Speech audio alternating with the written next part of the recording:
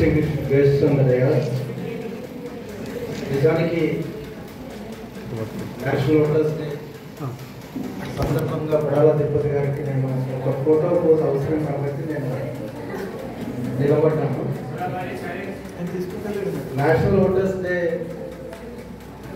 అని మనం కండక్ట్ చేసుకోవడానికి ఒక ప్రోగ్రామ్ లాగా చేసుకోవడం రెండే అంశాలండి.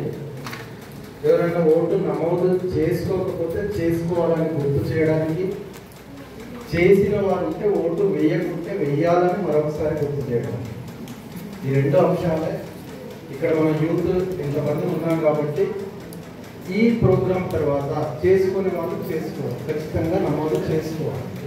ఎందుకంటే మనం ఇప్పుడు దాకా వక్తలంతా చెప్పారు, మనం సమాజాన్ని మార్చుకోవాలంటే మంచి సమాజాన్ని, మంచి యూత్, మంచి లీడర్ ఎన్నుకోవాలి అంటే మనందరం భాగస్వాములు కావాల్సింది.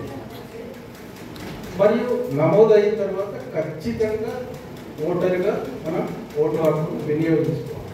ఈ రెండు అంశాలు నేను మరొకసారి గుర్తు చేస్తూ థ్యాంక్ యూ.